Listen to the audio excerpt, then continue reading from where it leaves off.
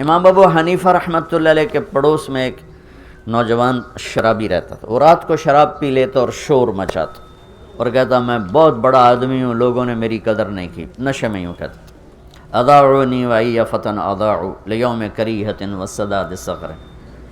ایک رات پولیس افسر گزر رہا تھا تو اس نے شور سنا تو اس نے گرفتار کر کے جیل میں ڈال دیا کہ بھئی اتنے بڑے عالم کے پاس یہ شور مچا رہا ہے. 3-4 دن گزر گئے, اس کا شور سنائی نہیں دیا. تو امام صاحب کہنے لگے وہ ہمارا پڑوسی کہاں گیا؟ کہا جو تو پولیس پکڑ کے لے گئی. کیوں لے گئی؟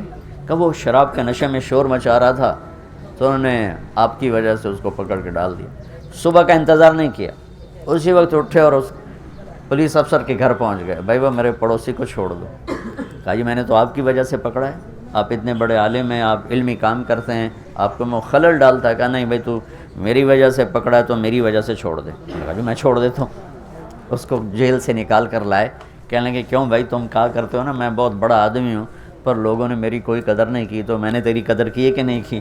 کہا حضرت میری بھی آج کے بعد شراب سے توبہ, میں بھی آئندہ کبھی شراب نہیں پیوں گا. تو بھائیو ساری زندگی کو 3 چیزوں سے خوبصورت بنا لو. عبادات تو میں نے پہلے بتا دی, فرائض کی تو کوئی معافی نہیں. ایک سچائی, جس بھی شعبے میں ہو سچ. دیانتداری, جس کام میں ہو دیانتداری. انصاف, حسن سلوک. یہ 3 کام کرنے والا مجھے میرے رب کی قسم کھا کے کہتا ہوں یہ 24 گھنٹے کا نمازی. ہم 5 نمازیں پڑھتے ہیں, یہ ہر منٹ نماز پڑھتا ہے. یہ دفتر میں بھی وہی ثواب پاتا ہے, یہ سیاست کی کرسی پر بیٹھ کر, صدارت کی کرسی پر بیٹھ کر, غلہ منڈی میں بیٹھ کر, بکرا منڈی میں بیٹھ کر, کھیت میں ہل چلا کر اور مسجد میں صف میں سجدے میں سر رکھ کر یہ اللہ سے ایک جیسا اجر پاتا ہے. یہ 3 کام اتنے عظیم کام ہیں, سچائی, دیانت, انصاف. اس کے الٹ جھوٹ, دھوکہ, ظلم یہ قوموں کو تباہ کر دیتا ہے. کسی بھی قوم کی ہلاکت کے لیے کبھی کوئی سازش کامیاب نہیں ہوتی, وہ اپنے اندر سے ہلاک ہوتے ہیں. اور وہ 3 چیزیں ہیں, جھوٹ, دھوکہ, ظلم و ستم. ایک فرد میں ہو, ایک قوم میں ہو, ایک ملک میں ہو, یہ برباد ہو جائیں گے.